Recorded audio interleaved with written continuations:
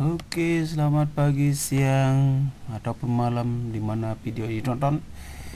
Ketemu lagi bersama saya dalam video pembelajaran transformasi fungsi.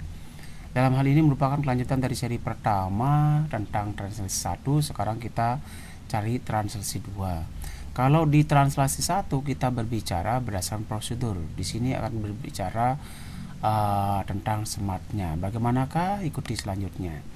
Oke, saya kembali feedback pada pertemuan yang pertama. Kita menggunakan prosedur di mana sebuah garis Y sama dengan 2i/8 ditranslasikan oleh 4,0. Yang akan dicari adalah berapakah bayangannya, bagaimanakah bentuk bayangannya. Kalau secara prosedur ya, kita sudah cari langkahnya. Kalau 4,0 ini artinya X-nya atau A-nya 4, Y-nya adalah atau B-nya 0, berarti hanya bergerak di bagian X saja. Nah, bagian X-nya ini bergerak ke kanan, digeser 4 langkah ke kanan. Nah, coba kita ingat apa yang sudah dibahas di translasi 1 dengan prosedur. Dengan prosedur kita akan mencari bayangan X, bayangan Y dari sebuah translasi yang biasanya kita cari adalah X tambah 4, Y tambah 0. Dengan demikian maka bayangan daripada X itu adalah X tambah 4, bayangan dari Y adalah Y tambah 0. Ya.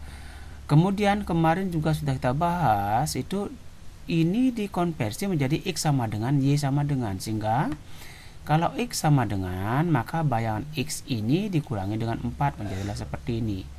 Sementara Y-nya adalah bayangan Y dikurangi 0, yaitu sama dengan Y aksen. Setelah kita mendapatkan X dan Y ini, ingat kembali yang kemarin, itu ditranslasikan, disubstitusikan ke dalam persamaan ini. Y-nya diganti dengan Y aksen, X-nya diganti dengan X aksen kurang 4. Jadi disubstitusikan ke sana. Nah, bagaimanakah jadinya? Ya seperti ini. Y-nya sudah kita ganti dengan Y aksen, X-nya kita ganti dengan X aksen kurang 4. Dioperasikan 2 kali X aksen lah 2 X aksen, 2 kali min 4 lah min 8, dikurangi 8, pada akhirnya kita akan mendapatkan sesuai prosedur itu adalah Y aksen sama dengan 2 X aksen kurang 16. Langkah terakhirnya adalah X aksennya diganti dengan X, Y aksennya diganti Y, sehingga dapatlah persamaan bayangannya adalah Y sama dengan 2X kurang 16. Itu berdasarkan prosedur. Nah, kembali kepada persoalan ini, ketika salah satu 0 berarti dia pergeseran ya. Dalam hal ini pergeseran kanan. Bagaimanakah masalah berikutnya yang lainnya? Inilah dia. Jika sebuah fungsi f ditranslasikan ke kanan sejauh k, atau ke kiri sejauh h, atau ke atas sejauh m, atau ke bawah sejauh n, bagaimanakah keadaan fungsi barunya setelah ditranslasikan? Jadi salah satu dari A dan B itulah 0. Nah, seperti inilah dia. Prinsipnya adalah jika pergeseran ke kanan, maka X yang dikurangi sejauh pergeseran. X-nya dikurangi ya, bukan tambah kalau seandainya menggunakan smart. Kalau dia ke kiri justru X-nya yang ditambahi. Nah, tapi kalau seandainya dia pergeserannya ke atas, maka Y-nya lah yang ditambahi. Nih, ke atas Y-nya ditambahi sejauh pergeseran. Sebaliknya kalau ke bawah Y-nya yang dikurangi sejauh pergeseran. Ini mohon diingat. Ya, coba kita praktikkan dalam soal. Ya, bagaimanakah prinsipnya ini? Oke. Nah, contoh soalnya seperti ini. Ada fungsi fx sama dengan x kuadrat ditranslasikan ke kanan sejauh 3 satuan. 3 satuan ke kanan ya. Ya, berarti prinsipnya adalah ingat sini loh. Pergeserannya adalah ke kanan maka x-nya yang dikurangi. Jadi mohon ingat prinsip ini. X-nya yang dikurangi ketika dia bergeser ke kanan. X-nya yang mana ya ini? Yang di bawah kuadrat ini. Dikurangi berapa ya? Kurangi dengan pergeserannya dengan 3.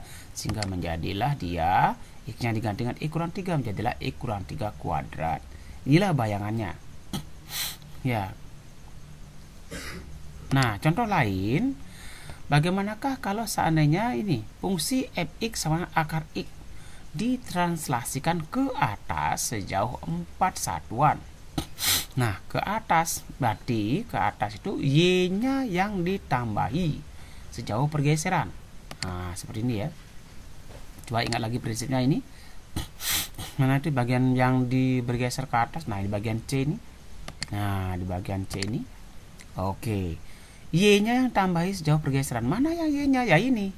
Akar X-nya ini nama Y, karena ini kan fx sama dengan Y sama dengan akar X. Berarti akar X-nya inilah ditambahi, bukan X-nya.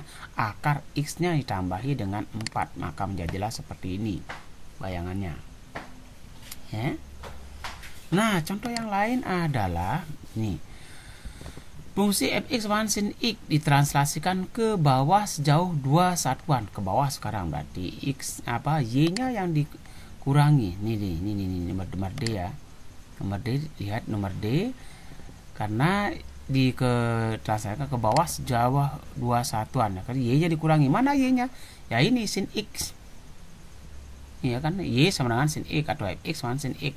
Mana y-nya? Sin x. Berarti sin x-nya lah yang dikurangi dengan 2, sehingga jadilah seperti ini.